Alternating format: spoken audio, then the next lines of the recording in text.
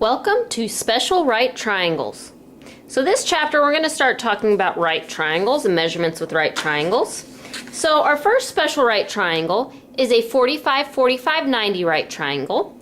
Because we have two congruent angles, that means it is an isosceles right triangle. And remember that isosceles means that two sides are the same.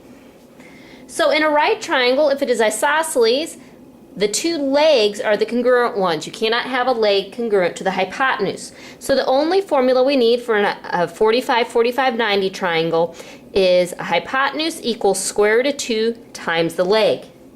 Now again, it's 45, 45, 90 because those are the measurements of the angles in this triangle.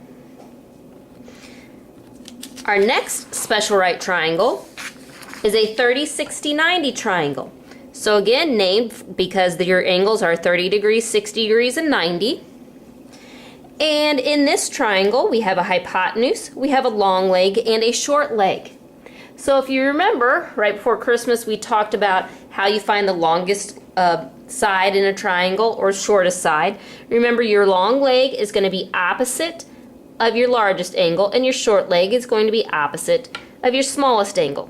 So your short leg is opposite of your 30 and your long leg is opposite of your 60. So let's try some examples using these formulas. Again, here your hypotenuse is 2 times the short leg, and LL stands for long leg equals square root of 3 times the short leg. So the first thing that you're going to have to do on each one of these problems is determine what type of triangle you have. Since I see that I have a 45-degree angle, that means I have 45, 45, 90 triangle. So in that one we had one formula that was hypotenuse equals square root of 2 times the leg. So what we do, again, here's my right angle, so my x has to be my hypotenuse. So hypotenuse equals square root of 2 times the leg, so my other side here would be 12. So all you have to do is put in your calculator square root of 2 times 12. So here's my calculator.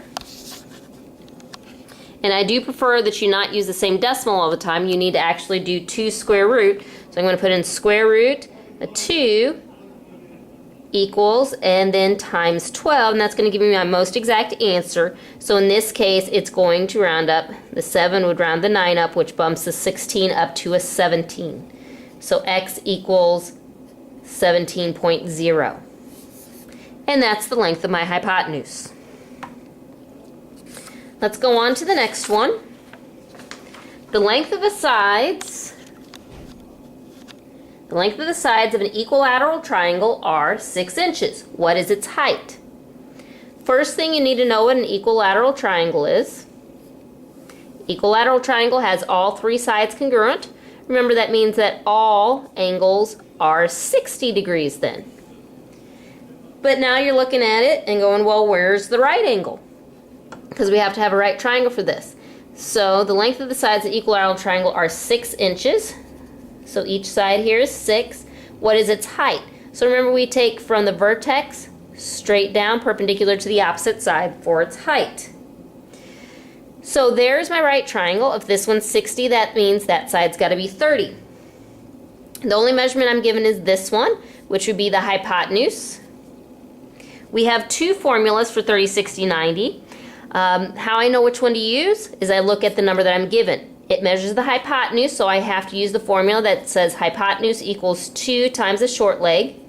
So if my hypotenuse is 6, I'm going to go ahead and label my short leg as my x and my long leg as my y. So 2 times x, which would mean my short leg is 3. Now that I know that, I can use the formula that says long leg equals square root of 3 times the short leg. So my long leg in this case is y. Square root of 3 times my short leg was the x I just found, which is 3. So I need to take square root of 3 times 3.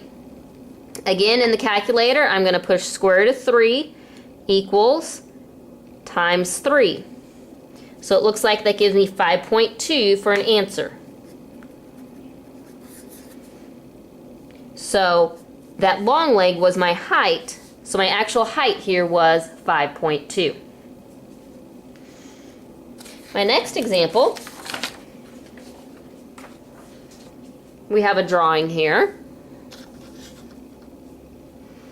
And we want to find the measure of x. And it looks like x is the hypotenuse down here, but I don't have any other measurements in this triangle. So I'm going to have to use the triangle on top to find out that measurement. So I look on the top, and this triangle here is a 30, 60, 90 because I see a 60-degree angle there. So I need to decide in the 30, 60, 90, is that 6 a short leg, a long leg, or a hypotenuse? Well, since I see it is directly across from the 60 degrees, I know that that's my long leg. So that tells me I have to use the long leg formula, which is long leg equals square root of 3 times the short leg. So all this does is it gives me my short leg. It doesn't give me my hypotenuse, which is going to help me with finding the x down here. So I'm just going to have to take one formula at a time. So my long leg in this equation is 6. Square root of 3. My short leg will go ahead, we'll just leave it a short leg. So if I want to solve for that short leg, I'd have to divide the 6 by square root of 3. So we're going to put in my calculator 6 divided by the square root of 3. That gives me an answer of 3.46. So the short leg in that 30, 60, 90 is 3.46. That would give me this side. Now that I know the short leg, I'm going to have to use the long leg formula. The hypotenuse formula. So hypotenuse equals 2 times the short leg, which in this case was 3.46. So I multiply that by 2. And so the hypotenuse of the 30, 60, 90 triangle is 6.93. Now that I have the length of this side in the triangle, I can find x. If you notice, this triangle on the bottom is now a 45, 45, 90 triangle because I see a 45-degree angle here. So what you're going to have to do is now switch your 45, 45, 90 equation, which is hypotenuse equals square root of 2 times a leg.